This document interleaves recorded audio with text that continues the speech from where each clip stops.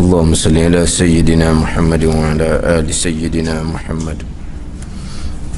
أعوذ بالله من الشيطان الرجيم. بسم الله الرحمن الرحيم.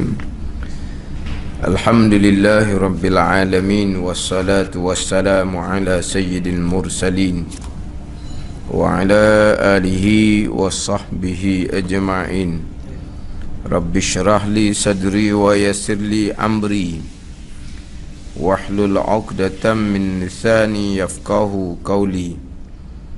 سبحانك لا علم لنا إلا ما علمتنا إنك أنت العليم الحكيم. ولا حول ولا قوة إلا بالله العلي العظيم. Muka surat 3 baris yang pertama daripada atas. Surat 3 baris yang pertama daripada atas.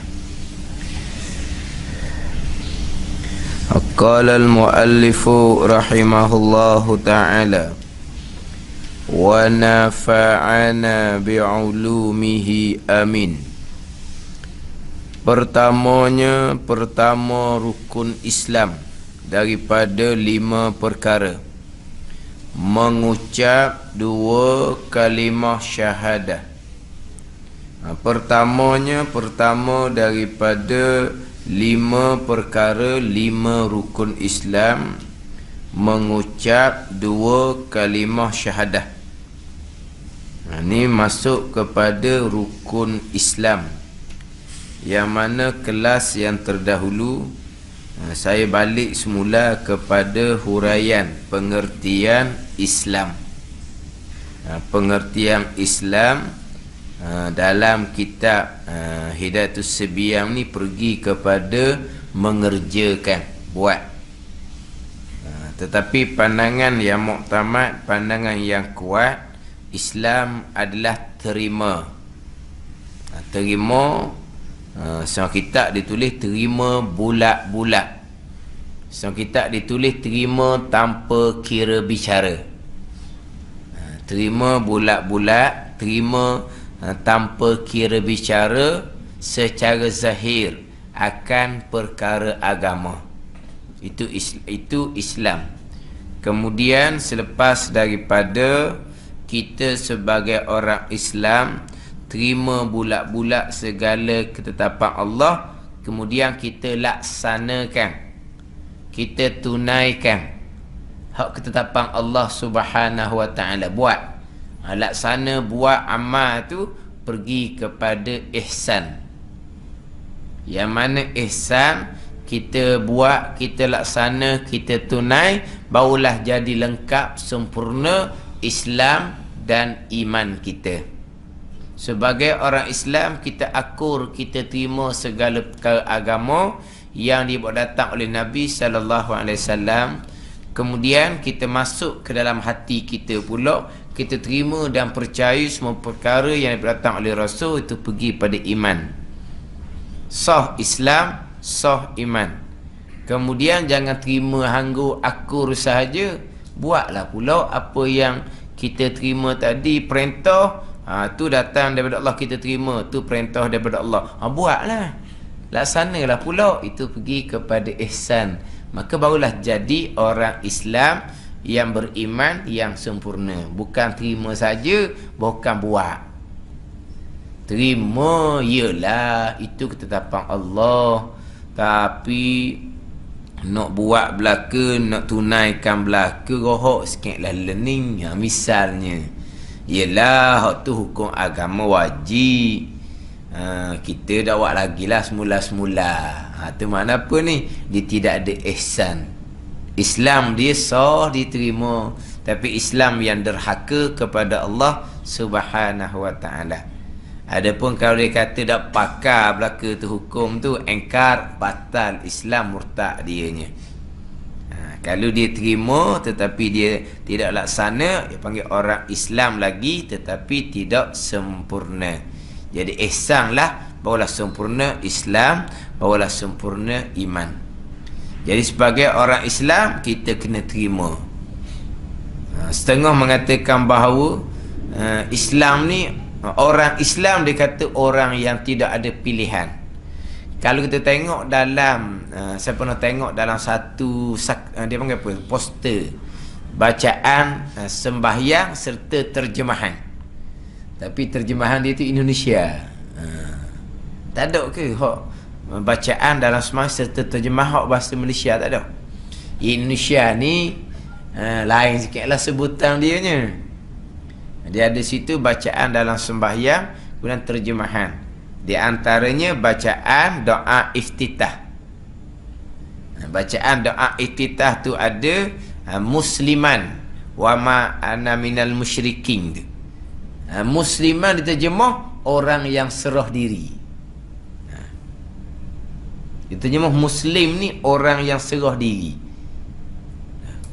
Apa makna serah diri? Kita ni Tuhan kata gitu, gitulah. Terimalah bulat-bulat. Jangan ada persoalan lah. Sebab apa Allah perwajibkan seumpama tu? Kenapa Allah mengharamkan seumpama tu? Kita terima bulat-bulat. Itu Islam. Kalau terima bulat-bulat, serah diri lah orang panggil.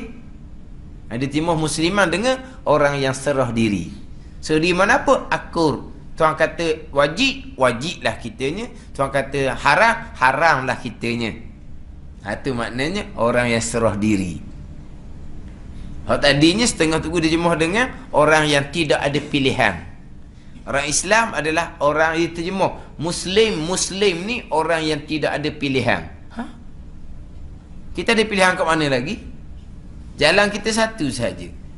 Sebab Allah Ta'ala je Tuhan kita. Dan Allah Ta'ala Tuhan kita, Allah Ta'ala kata gitu, kita ada pilihan. Tak ada pilihan. Terima bulat-bulat segala tetapan Allah Subhanahu wa ta'ala. Kemudian usahakan laksana pula. Pergi pada ihsan. Yang mana kalau dalam Al-Quran, inni wajjahtu wajhiya lillazi, itu asalnya adalah perkataan Nabi Ibrahim alaihissalam. Musliman wa ma ana minal musyrikin, itu asalnya perkataan Nabi Ibrahim alaihissalam. Cuma di akhir tu kalau ayat Quran, wa ana awwalul muslimin. Kita dah iftitahnya hadis sabdaan Nabi sallallahu alaihi wasallam, wa ana minal muslimin. Jelas sekali tu. Kalau ayat Quran di awalnya inni wajjahtu wajhiya lillazi. Tu asal ayat Quran. Ada inni di hadapan. Di belakang wa ana awwalul muslimin. Itu dalam ayat Quran. Nabi pun terkadang baca dengan wa ana awwalul muslimin. Tapi Nabi biasa baca wa ana minal muslimin. Kalau kita nak baca wa ana awwalul muslimin, kita jangan kosak makna. Kita hanya baca turut sebagaimana Nabi baca. Jangan kosak makna. Kalau kosak makna wa ana awwalul muslimin, sayalah orang Islam yang pertama sebelum kita. Apa punya orang? Tapi kalau Nabi kita wa ana awwalul muslimin, Nabi lah awal Islam di kalangan ummah Nabi sallallahu alaihi wasallam. Kena. Tapi kalau kita wa ana awwalul muslimin, kita kosak dengan makna aku orang Islam hak mula-mula, jadi sebelum kita ni tak Islam belaka. Jadi contoh muslim ni Nabi Ibrahim alaihissalam lah. Orang yang serah diri, orang yang tidak ada pilihan. Perintah Allah Subhanahu wa ta'ala, letak anak isteri di tempat yang tidak ada orang. Kita maklum kisah tu. Kemudian sampai masa besar pula perintah sembelih. Lepas tu Nabi Ibrahim orang Muslim, orang yang terima bulat-bulat, orang yang serah diri, orang yang tidak ada pilihan. Letak anak isteri di tempat yang tak ada orang tu perintah Allah. Lepas tu kau anak kita ada kat mana dah? Terima je lah. Dan laksana. Kemudian isteri pula, Siti Hajar, hanya tanya, perintah Allah, perintah Allah. Senyap. Sebab apa? Kerana orang Islam kena terima. Tapi perintah seumpama ni hanya diperintahkan kepada orang nu tahap Nabi nu. Kita tak ada perintah seumpama tu. Sebab perintah pada Nabi Ibrahim AS tu, kali ke hukum adat kok, lah mati lah jawapan ni. Kali ke hukum adat, dah air segereba je, bawa air pang segereba. Dia segereba ni, dia apa ni, Dia kambing seekor tu. Kambing seekor dia buang habis dia punya daging-daging dalam tu. Dia ada belah depan dia terbuka, belah belakang terbuka. Tu buah air dalam tu. Tu dipanggil segreba tu. Air banyak tu je bawanya. Letak pula di tempat yang tidak ada orang. Dan tidak menjadi laluan orang. Kira-kiranya kau. Habis air tu kau tak ada benda kan? Kira hukum adat kau. Tapi dah perintah Allah. Kalau kita dengar cerita air Zam-Zam tu cerita kemudian. Bukan kata sudah using lah, kat kita terpancuk lah air. Tak ada. Itu cerita kemudian. Sama juga dengan perintah sembelih.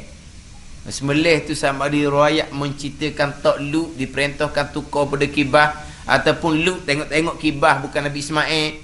Itu dua riwayat, dua cerita. Tapi kira-kiranya kau hukum adat sembelih matilah. Itu hukum adat. Macam mana Nabi Ibrahim AS, macam mana Nabi Ismail AS yang akan disembelih. Macam mana yang mok pula. Mok yang bela anak seorang. Satu-satu tu je anak dianya. Kemudian sembelih pula. Ini apa? Keluarga Muslim. Itu perintah Allah. Tak ada tanya dah lah guna-guna. Sebab apa? Tak ada pilihan. Ini contoh. Ini contoh orang Islam. Perintah. Tapi perintah ni perintah pada Rasul lah. Hak perintah kepada kita tu, kalau kata hak kewajipan, tak ada masalah apa-apa kita nak tunaikan. Kalau perkara tu larangan agama, memang perkara tu mudarat. Hak agama larang tu. Jadi orang Islamnya, sebagai contoh Nabi Ibrahim AS, terima bulat-bulat tanpa kira bicara. Sebab apa? Sebab serah diri kepada Allah, tidak ada pilihan. Tu orang Islam. Kemudian laksana pergi kepada ihsan. Laksana pergi pada ihsan. Jadi kalau kita nak bertanya berkaitan dengan kedudukan Islam, macam mana Islam dia? Kalau dia laksana separuh-separuh, tidak laksana sekalian, macam mana kedudukan Islam dia jika laksana separuh-separuh, tidak laksana sekalian hukum agama? Soalan tu tak kena. Sebab tanya bab Islam, lepas tu pergi pada laksana separuh-separuh. Itu tanya bab ihsan, bukan tanya bab Islam. Kalau nak tanya bab Islam, macam mana Islam dia? Kalau dia terima separuh-separuh, engkar separuh-separuh, baru kena dengan soalan. Sebab persoalan Islam terima ataupun tidak terima. Adapun laksana tidak laksana, itu persoalan ihsan. Kalau bab terima separuh-separuh, tak terima separuh-separuh, engkar satu perkara sahaja, bukan separuh. Perkara yang ijma' ulama' lah. Perkara yang orang tahu belaka, dia engkar. Ni tak terima hukum atau batal Islam dia. Bukan separuh-separuh, satu perkara sahaja. Mana perkara agama? Contoh Quran. Quran ni bukan engkar satu hukum, bukan engkar satu ayat, engkar satu huruf pun batal dah Islamnya. Sebab apa? Itu perkara agama tu. Kena terima segala-gala perkara hak dia bawa datang oleh Nabi sallallahu alaihi wasallam. Jadi ayat Quran tu perkara hak agama hak Nabi bawa. Bukan kata engkar hukum Quran, engkar satu ayat Quran, engkar hanya satu huruf saja. Qaf. Apa guna qaf tu? Tak payahlah tolak hukum dengan huruf qaf tu. Batal Islam dia. Faham tak? Kalau nak tanya bab Islam. Tapi kalau bab ihsan, laksana separuh-separuh, tu zalim pasti. Mana laksana separuh-separuh? Dia semayangnya tidak, puasa. Separuh apa panggil? Semayang, puasa, aurat tak tutup. Tu panggil laksana separuh tu. Perintah semayang, puasa diterima dan laksana. Perintah tutup aurat diterima tapi tak laksana. Apa panggil apa? Laksana separuh lah tu. Perintah semayang dilaksana, perintah puasa dilaksana, perintah tutup aurat dilaksana, perintah syukur Perintah tawakul, perintah ikhlas. Tak laksana. Sebab-sebab tu. Fasik zalim lah. Larangan agama ditinggal separuh-separuh. Larangan judi ditinggal. Larangan arak memang ditinggal judi arak. Tapi larangan takabur, larangan riak, larangan hasad, Quran yang sama dilanggar oleh ada. Apa panggil apa tu? Mana dia tidak meninggalkan, dia hanya laksana separuh-separuh. Fasik zalim. Jadi kalau nak tanya bab Islam, macam mana kedudukan Islam, terima tak terima. Kalau bab laksana tak laksana, itu pergi kepada persoalan ihsan. Ini kena tu molek antara Islam terima, ihsan laksana, ataupun kita amal ataupun kita buat.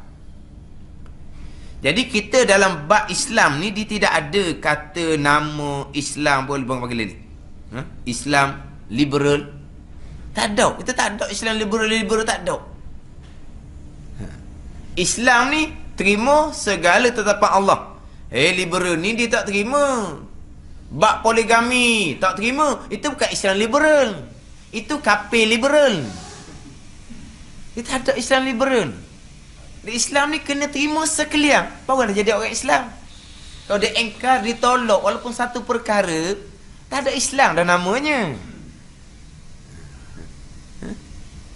Bukan setakat engkar, siap dia kata lapuk ketinggalan zaman. Lapuk lagi ketinggalan zaman lagi. Liberal ni macam mana? Dia nak pertikaikan hukum. Dia nak ubah hukum. Hukum poligami ke, hukum pusaka ke, hukum bab aurat ke, hukum bab macam-macam. Dia nak ubah hukum. Bukan kata nak ubah hukum, tak terima hukum pun jadi batal Islam dah. Ni kalau nak ubah hukum, kau jadi agama lain dah lah. Tak ada nama Islam dah. Pupuh lah, tak nama apa agama dia. Dia buat Islam liberal. Tak ada. Islam terima segala-gala tetapan Allah Subhanahu wa taala. Apa tu bab laksana tu? Itu peringkat ihsan pula.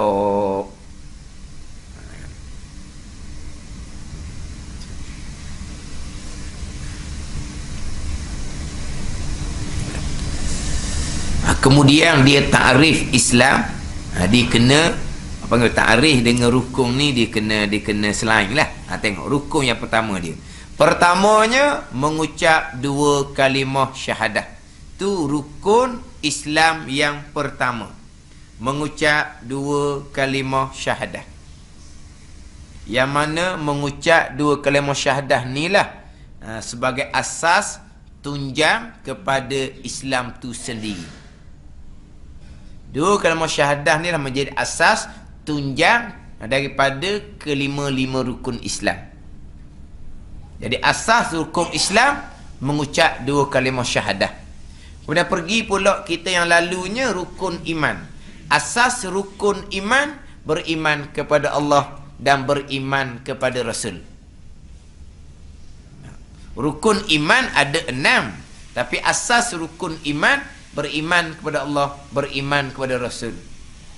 Rukun Islam ada 5, tapi asas dianya, tunjang dianya adalah mengucap dua kalimah syahadah.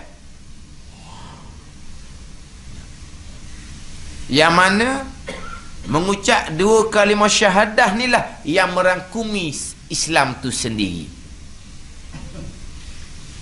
Sebab tu dia berkaitan dengan syahadah ni.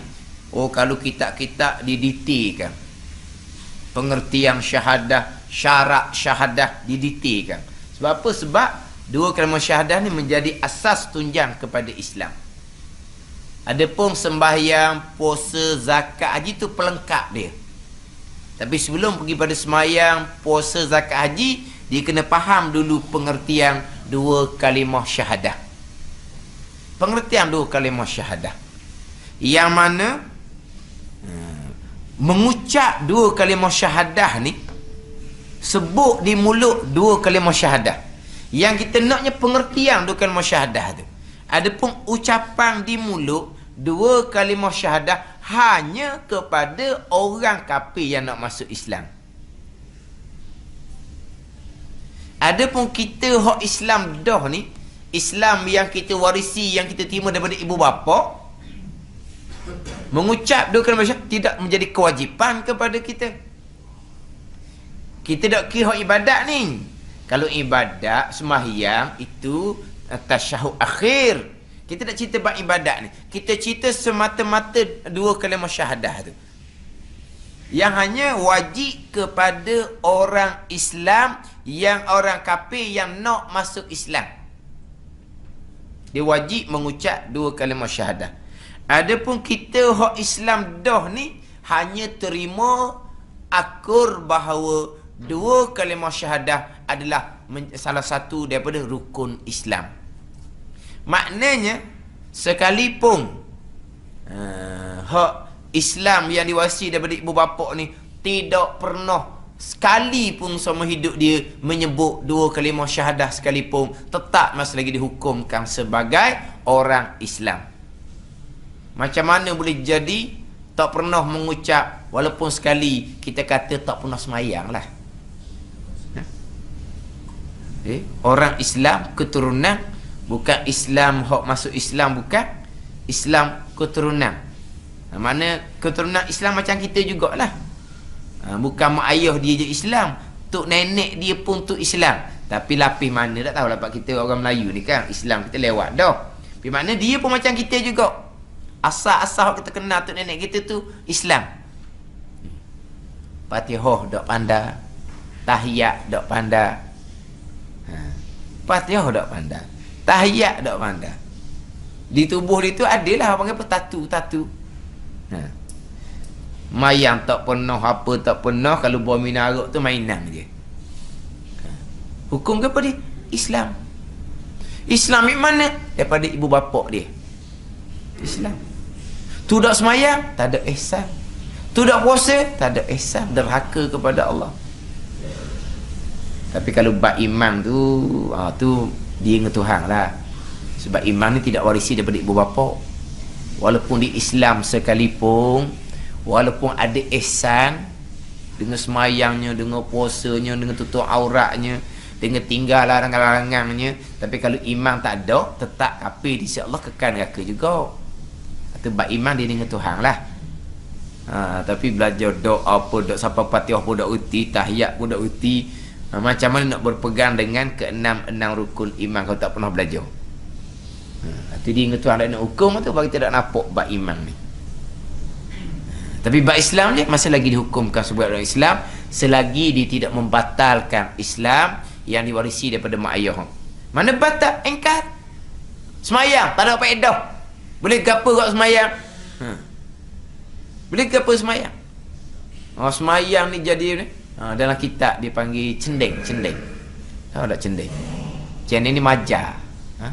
Tahu tak majar? Sial. Dia panggil cendeng. Mayang dia di bankrupt nega. Hari tu dah nega maju, berubah bertaubat, mayang bankrupt nega. Mayang ni cendeng, batal Islam. Sebab apa? Dia ini hina perkara agama, maka batal Islam dia. Tapi kali tak pernah kata apa. Ni saya pernah jumpa seumpama ni. Time hijab, kalau kita nak semayang, dia tolong kita. Gigi semayang apa? Dia handle, dia tolong. Dia tak pernah kata apa semayang. Dia tak pernah kata semayang tak ada faedah, semayang tak wajib. Dia tak pernah kata apa pun. Kalau masa puasa kau, dah dia tak puasa kan? Dia sungguhnya. Hak kita puasa ni dia kira tu sikit lah. Week keistimewaan lah sikit. Dia takut letih. Mana mula tak pernah pun pertikai agama. Mana kita hukum sebagai orang Islam? Dia tak pertikai agama. Walaupun tak pernah mengucap dengan masyarakat, tak pernah semayang, dia tak reti baca Fatihah, dia tak reti baca tahiyat. Orang Melayu lah. Tapi bukan Melayu Semenanjung lah. Tapi orang Melayu. Memang keturunan dia keturunan Islam macam kita juga. Memang tak reti apa satu. Mana apa? Tak pernah mengucap dia kalimah syahadah. Tapi kita hukum dia sebagai Islam.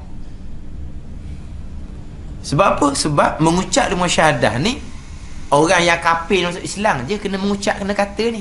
Orang Islam dah terima je lah. Mengucap dia kalimah syahadah, itu Islam lah tu. Hukum Islam. Kan tu je. Maka Islam lah dia je. Walaupun tak pernah mengucap sekalipun.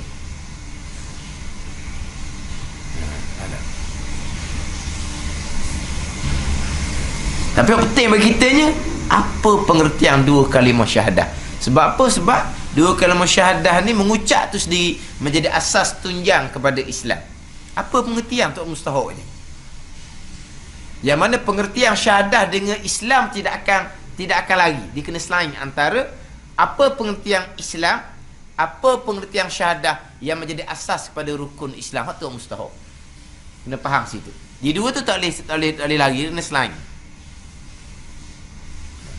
Cuma dalam mazhab Syafi'i kita lah, hak persoalan syahadah dalam dalam azan itu perintah syariat. Persoalan syahadah dalam tasyahud, itu rukun semayang.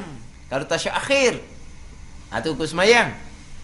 Syahadah yang tidak berkait dengan ibadat, luar daripada ibadat, dalam mazhab Syafi'i kita, sunat kita kata syahadah sekali dengan kosa untuk menunaikan perintah sunat, kata sekali asyhadu an la ilaha illallah wa asyhadu anna muhammadar rasulullah, yang tidak berkait dengan tuntutan ibadat, kata sekali untuk dapat pahala sunat, kata sekali seumur hidup. Tapi kata sekali tu dengan kosa nak menunaikan tuntutan sunat, kata sekali. Kalau kita kata asyhadu alla ilaha illallah, tak ada qasad tu, boleh pahala sunat kita kata asyhadu tu, tapi tak lepas lagi hak kata sunat sekali sama hidup dengan qasad nak lepaskan tuntutan. Kalau tak ada qasad tu. Ni tak syahadah dalam bang ni, ni tuntutan syariat lain ni. Semata-mata kata sekali sebagai tuntutan sunat kepada kita, orang Islam dah ni. Kalau mazhab Maliki, kata sekali tu wajib. Kata sekali tu wajib. Mana kata sekali sebagai nak menunaikan kewajipan kata sekali seumur hidup. Maka dia kata sekali barulah tertunailah dianya kewajipan kata sekali seumur hidup. Disama hukum dengan selawat. Selawat memang disunatkan pada kita. Selawat dalam sembahyang tu rukun benar. Rukun selawat itu wajib. Memang kita sentiasa dituntut perbanyakkan selawat. Kita mencerita tu, kita nak ceritanya selawat dalam mazhab Syafi'inya sunat kena kata sekali semua hidup dengan kosa nak menunaikan tuntutan selawat hak disunatkan sekali semua hidup. Kalau mazhab Maliki, selawat sekali semua hidup tu hukumnya adalah wajib. Sekali tu kena kata. Mana kata tu kosa apa? Kosa nak tunaikan. Hak kata dalam mazhab Syafi'i kitanya sunat selawat sekali sama hidup. Dah kita selawat sama hari Jumaat tu tuntutan Jumaat. Tu tuntutan Jumaat. Kalau kita tak pernah kita selawat sekali dengan kosa nak menunaikan, dalam mazhab Syafi'i kata kena kata sekali sama hidup, makna kita belum buat lagi benda tu. Hak kita selawat hari Jumaat tu memanglah tuntutan dia dah tu. Sebab selawat ni bukan hanya hari Jumaat. Cuma Jumaat tu lebih besar tuntutan dianya. Selawat ni sepanjang masa. Tapi hak sekali sama hidup, hak tu tetap dah tu. Hak tu tetap dah tu. Tapi nak lepas, nak dapat pahala hak sekali ni, hak tuntutan sekali ni, kena selawat serta kosak di hati kitanya. Kita selawat ni untuk menunaikan hak tuntutan kepada kita, tuntutan sunat dalam mazhab Syafi'i, hak kena kata sekali sama hidup.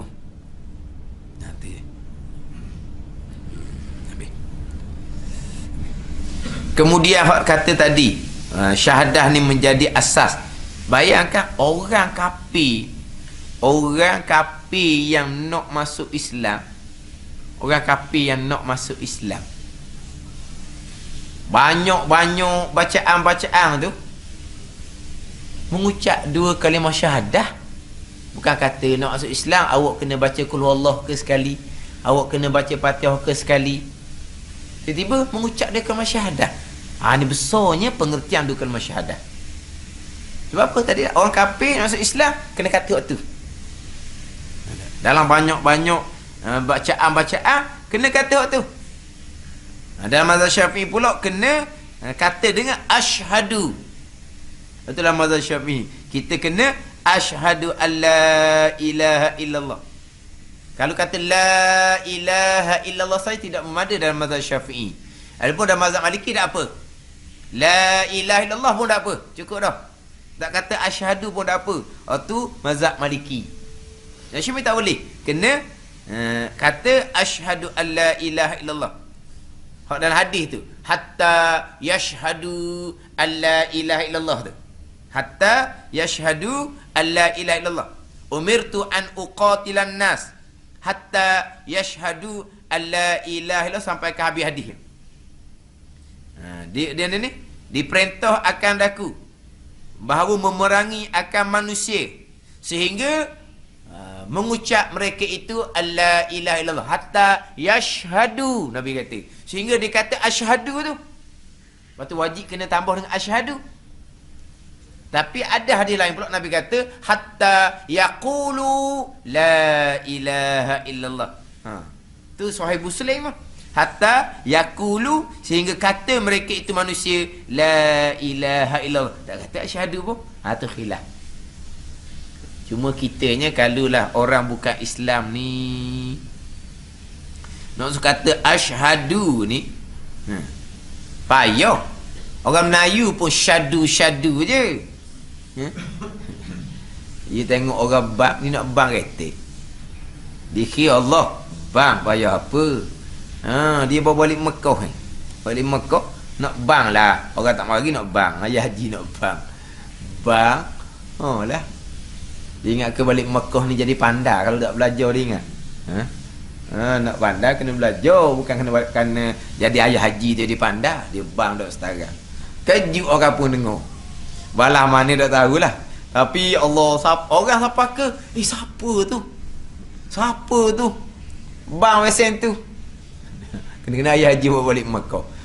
Komplain dia orang mengajuk nak risau tu. Dah. Orang mari. Dah masuk mulut. Kan biasa kan kalau kampung ni kita kenal siapa bang orang tulis kan. Jadi mari mana ni orang nak risau. Siapa tadi bang pelik mana siapa? Alah terasa hati tu. Tak risau kan. Dia kan nak banyak rana berkali. Saya pernah dengar hari Jumaat. Syadu dia bang. Hari Jumaat ni Tok Bila dia temu duga. Bukan Tok Bila surat. Tok Bila surat ni sendiri-sendiri je gigi jadi Tok Bilanya. Tapi dia main syadu kata hari Jumaat ni. Masa dia temu duga tu balik comel berkali. Lepas tu balik rumah tu jadi dia nak comel. Mau tu gigi. Jadi kalau nak sebut asyhadu tu payah. Biar dia kata la ilaha illallah sudahlah. Kita mazhab Syafi'i ni kena asyhadu. Biarlah dulu. Kakang payah kan dia kata ambuh kan. Kita biar dia kata la ilaha illallah dulu. Lama-lama tu kita kata kok. Apalah kita sudah kata asyhadu pula. Yelah dia sebab nak belajar bacaan semayang ada asyhadu tu kita ajarlah pula. Ini faedah khilaf kita duk tekan awak benda ke dia. Payah sangat nak kata asyhadu, tak payahlah. La ilaha illallah Muhammadur Rasulullah. Dah. Mula-mulanya. Kiki kita kok biar naik ke darat lu molek, lepas tu kita settle semula lah. Ni awal-awal tengah huru-hara kita nak sudah asyhadu juga. Takut dia payah Islam ni. Mula-mula payah dah. Misalnya. Ya. Ni dah. Orang nak masuk Islam, orang nak masuk Islam, mu nak sunat ke? Mu nak berkhitang? Dia sebut hak berkhitang dulu kawan tu. Biar dia masuk Islam dulu. Lepas tu berkhitang tu mana? Kita ajar semula lah tu. Sebab berkhitang ni bukan ijma' ulama. Mazhab Syafi'i, mazhab Hanbali wajib berkhitang bagi lelaki. Mazhab Hanafi, Maliki sunat je berkhitangnya. Sunat je berkhitang. Jadi hak bab berkhitang tu kalau dia rasa tak ambuh, dia nak tekanlah ke dianya. Itu faedah khilaf. Ni orang nak masuk Islam, mu nak berkhitang. Mu berani ke tak nak kerak? Dia pergi dia ugut kawan tu. Biar dia masuk Islam. Berkhitang tu semula kira. Dia tak ambuh biar dia lah. Sebab dia mazhab Maliki Hanafi sunat berkhitan, dia tak wajib. Tapi kena cerita molek. Saya masa saya ngaji pondok Pasir Tumbuh tu, ada orang Arab. Dia ngajar sekolah Arab di Kota Baru. Dia cerita kau kampung, berkhitan tak wajib. Oh, jadi gepok lah orang. Mana berkhitan tak wajib? Kita tak tahu masyarakat ni. Mestilah berkhitan. Tak berkhitan kau no. No. Puak dak sunat tadi kata. Mana bukan orang Islam lah. Hak dak berkhitan tu mana bukan orang Islam. Puak dak sunat tadi kata. Faham tak puak dak sunat? Mana bukan orang Islam lah. Dia mari-mari orang kata berkhitan tak wajib. Kejut orang lah. Orang perhati pandangan-pandangan mazhab lain. Kecoh. Akhir dikenali sebagai Ustaz Kulu. Bukan bagi depan dia, makna kalau kat belakang. Ustaz mana mari? Ustaz Kulu. Dia panggil, orang panggil. Orang kampung mari Ustaz Kulu. Dah dia kata berkhitang tak wajib, dia dah berkhitang, tu berkulu tu. Nanti bermain. Tapi bukan depan lah, mana Ustaz mana nak mari? Ustaz Kulu nak mari. Dia dekat gitu nama. Memanglah benda khilaf, tapi royak molek. Tapi kalau kita kata orang kafir ni nak masuk Islam, tu tak apalah tu. Ni nak asyhadu. Boleh kata asyhadu? Kata asyhadu. Tak boleh kata ke? Ambil la ilaha illallah Muhammadur Rasulullah. Jadi banyak-banyak bacaan tiba-tiba yang wajib pada orang kafir masuk Islamnya kena asyhadu alla ilaha illallah. Tu dia panjang. Daripada pengertian dua kalimah syahadah. Ni apa yang saya panggil? Dua kalimah. Nak bawa dua kalimah. Nak junjung dua kalimah. Saya dengar tak gitu? Jemaah kami junjung dua kalimah. Nak bawa dua kalimah. Nak amal dua kalimah. Apa dua kalimah ni? Dua kalimah syahadah ni. Sebab apa? Kalau kita kikir kok, merangkumi agama ni dalam dua kalimah ni. Merangkumi agama dalam dua kalimah. Mana kalau kata nak bawa dua kalimah, mana bawa agama. Kalau kata nak junjung dua kalimah, junjung agama, maksud dia gitulah. Kalau kata nak amal dua kalimah, mana amal agama. Tapi apa makna kita nak junjung dua kalimah? Junjung agama Islam, iman, ihsan. Walaupun dua kalimah ni rukun Islam sahaja sekalipun. Sebab apabila kita naik saksi tiada Tuhan melainkan Allah, asyhadu alla ilaha illallah. Kalau kita terjemah biasa ni, aku naik saksi. Kalau kita buka buku-buku lama, aku naik saksi, aku ikrar, aku benar, aku apa lagi panjang dia cerita. Aku tiada Tuhan melainkan Allah. Apa dia ke situ? Kita asyhadu alla ilaha illallah, kita hanya terjemah aku naik saksi bahawa tiada Tuhan melainkan Allah. Orang tua tu dulu, aku naik saksi, aku ikrar, aku benar bahawa tiada Tuhan melainkan Allah. Dia panjang, dia terjemah asyhadu. Tiada Tuhan melainkan Allah. Di nafi, di isbat. Nafi tiada, isbat dia letak balik melainkan Allah. Apa tujuan nafi dan isbat? Ada nafi isbat. Ada lagu tau, nafi dan isbat. Tahu kan ada lagu. Ada lagu tu. Jadi nafi isbat dengan makna apa? Dengan makna kau tiada Tuhan melainkan Allah, makna Allah je Tuhan. Allah saja Tuhan. Allah satu-satunya Tuhan. Tu maksud dia. Bila Allah je Tuhan, Tuhan kata gitu, ada pilihan. Tuhan kata gini, ada pilihan. Ada. Dan Allah je Tuhan. Allah kata gitu. Allah perintah. Padang dengan terima saja. Ada, kena buat. Sebab apa? Kita lagi lain dah. Sebab Allah je Tuhan. Ada pengertian dua kalimah tu. Kemudian apabila kita mengaku Allah sahaja Tuhan, Allah satu-satunya Tuhan, kena kenal Allah. Tu pergi pula kepada iman. Pergi kepada percaya pada Allah, percaya pada Rasul, asas kepada rukun iman. Tapi mari daripada mana ni? Mari daripada dua kalimah syahadah. Dah kita mengaku bahawa Allah je Tuhan, kena kenal lah. Kalau ada dua tiga Tuhan, kita ambil mana-mana satu Tuhan, kita kenal tu cukup. Sekarang ni tak, Allah satu-satunya Tuhan. Allah je Tuhan kita. Kena kenal oleh Allah. Takut salah. Di Tuhan kau lain kan. Nak kenal Tuhan tu lah pergi kepada iman pula. Memanglah Islamnya lain, imannya lain, ihsannya lain, tapi tak boleh cerai tiga ni baru panggil orang beragama. Tapi daripada syahadah Islam ni lah pergi kepada iman. Lepas tu dalam kitab-kitab dia kadang-kadang dia cerita bab syahadah dulu. Asyhadu, dia cerita bab syahadah. Dia pergi kepada tiada, aku nak saksi bahawa tiada Tuhan melainkan Allah. Allah mana ni? Tiada Tuhan melainkan Allah ni. Tiada Tuhan dia sembah dengan sebenar melainkan Allah. Mana Tuhan yang sembah sebenar ni? Tuhan yang ada sedia kala, Tuhan yang ada tidak ada kesudahan. Ada gitu. Walau tu bukan cerita bab Islam, itu cerita bab iman. Pergi pada kepercayaan pula. Mari daripada syahadah tu. Sebab tu orang kafir yang nak masuk Islam, dia mengucap dia kalimah syahadah, dia kena faham pengertian dia kalimah syahadah secara kasar, secara ijmal. Dia kena faham. Kalau bawa kata, pandai kata sebab dia hidupnya dalam masyarakat Islam, dia hidup kampung orang Melayu, dia saing orang Melayu, daripada budak kawan orang Melayu. Dia nak kawan orang Melayu ni, kadang-kadang orang Melayu nak main boleh, pergi ngaji dulu. Orang Melayu pergi ngaji, dia tunggu tangga, tunggu kawan dia ngaji siap baru boleh main. Kalau ngaji tak siap lagi, tak boleh ngaji Quran, kita boleh main. Dia tunggu. Kadang-kadang kita sebut, dia pandai sebut. Tapi nak sah Islamnya, dia kena faham cara kasar. Bila dia kena aku cara kasar. Cara kasar lah. Terjemahan tiada Tuhan melainkan Allah tu terjemahan. Mana dia kena faham cara kasarnya. Tiada Tuhan melainkan Allah ni mana apa? Allah Tuhan yang satu. Allah Tuhan yang kuasa. Dia kena faham cara kasar-kasar.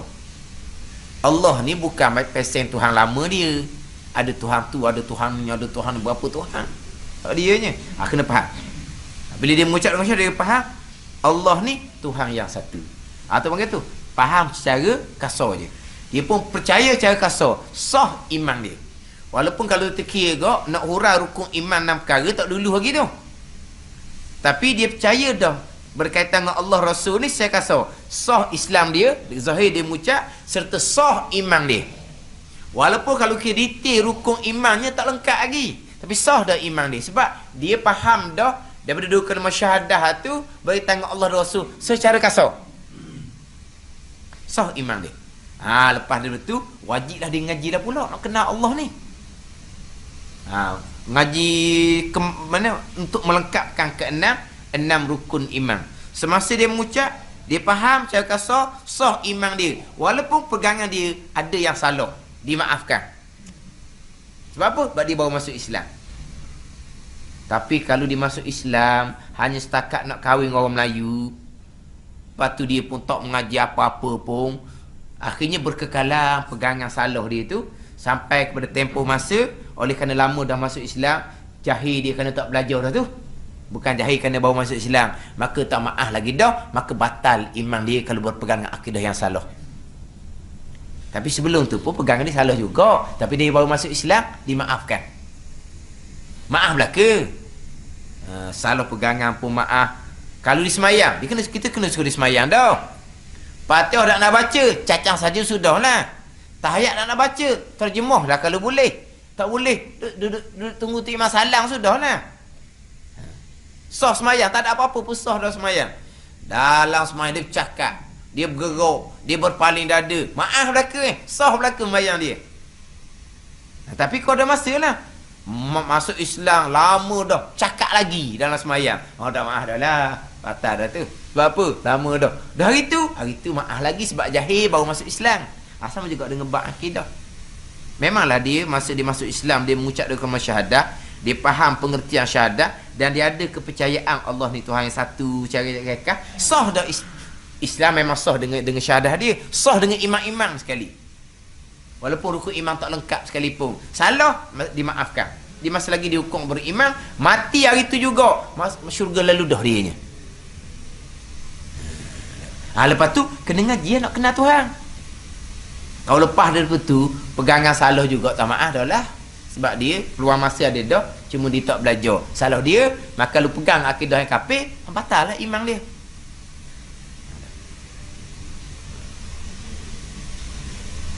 Jadi syahadah ni, orang kata asal ni, Bila kita mengaku Allah Tuhan, tak ada.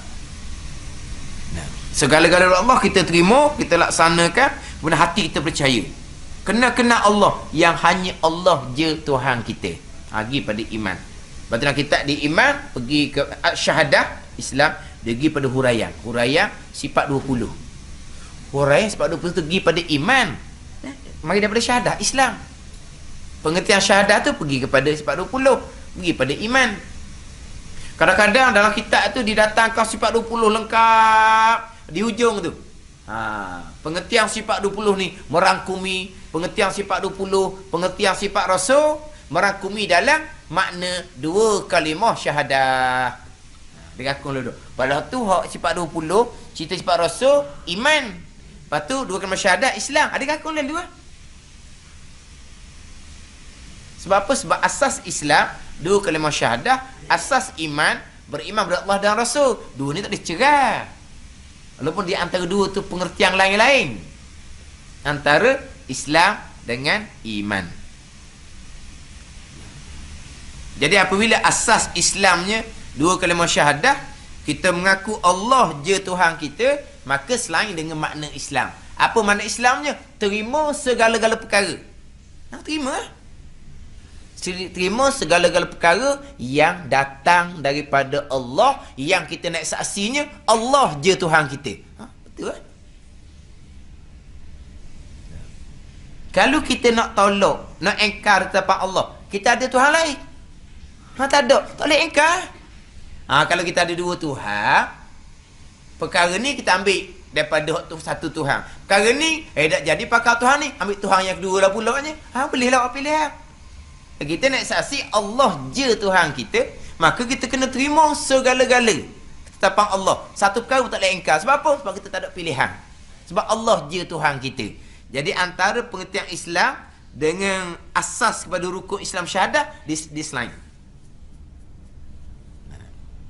Kemas ini barulah kita pergi pula kepada rukun yang kedua sampai rukun yang kelima. Kenapa rukun Islam hanya ibadat sahaja? Semayang, puasa, zakat, haji, ibadah. Mana muamalahnya? Mana munakahatnya? Mana janayatnya? Tu nak kena faham molek tu. Tapi sebelum nak faham bab rukun yang kedua sampai rukun kelima, kena faham dulu pengertian rukun yang pertama syahadah, yang selain dengan takrif pengertian Islam tu sendiri. Barulah boleh pergi kepada rukun yang kedua sampai rukun kelima. Barulah kita tak salah faham. Tapi kena faham Islam dan faham syahadah rukun Islam yang pertama terlebih dahulu. Keduanya mendiri akan sembahyang 5 waktu. Wallahu a'lam. Bismillahirrahmanirrahim. Alhamdulillahirabbil alamin. Wassalatu wassalamu ala sayyidil mursalin wa ala alihi wa sahbihi ajma'in. Allahumma ftah alaina futuhal arifin. Allahumma allimna ilma aqdamin wa fahimna famasabikin warzuqna riqat talibin. Allahumma zidna ilman wa alhiqna bis salihin. Wa sallallahu ala sayyidina Muhammadin wa ala alihi wa sahbihi wa sallam. Walhamdulillahirabbil alamin.